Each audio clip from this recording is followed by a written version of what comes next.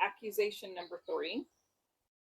Their excessive demands on the executive director and staff hinder daily operations, demonstrating a domineering attitude that seems disconnected from community interests. Okay. Well, in the year I was in office, I made 2 requests of the staff, of records requests. It was 2 in a year.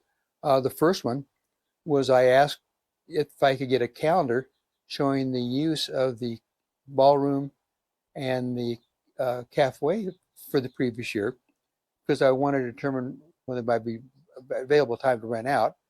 For you personally to rent it out, or to be able No, to rent it out? for the community to rent it out, because Okay. we need to proactively go out there, do like the Power Ranch across the street, and actively promote our facilities, because that can bring in a huge source of revenue. And the second request I made, I want a copy of our legal billing for the previous year, because I want to see how we were spending our legal money. Our attorney charges $550 an hour, and I was curious who was running up the bill. Was it the staff? Was it from one of our committees? Was it the election committee? Was it the ACC? Was it sending out demand letters to people who haven't paid their dues? And I made that request, and it took over. And again, legally, when you file a public records request, FOIA, which is Freedom of Information Act, requires that that we respond to in 10 days. And I was a board member. You would have thought I'd get it sooner than 10 days.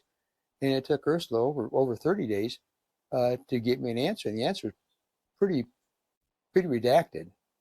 And so, no, that's that was the only request I made in a year.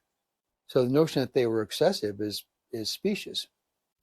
Why would you have to file a Freedom of Information Act when you're a board member? Because they just don't fork it over. They just don't produce documents. They didn't. We had other members request documentation. Mike requested a number of things, and they just felt they didn't have to produce them. That's absurd. Yes. They work for you. Yes, they work for us. They work for us. Wow.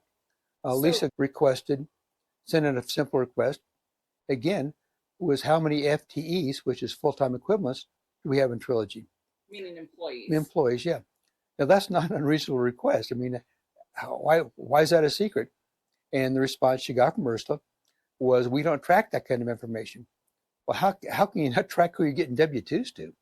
We don't track who we're paying. But no, there's an absolute resistance on the part of the staff, after being supported by certain members of the board, like Greg, to simply never give any information to anybody that asks for it. That's unacceptable. Yes, it is. When you said that you requested things and you got them, it took her over 30 days to give me a copy of the legal billings, yes. And what was redacted? Well, it didn't look like it came from the attorneys, because it was some of the words are misspelled in it. And these are invoices?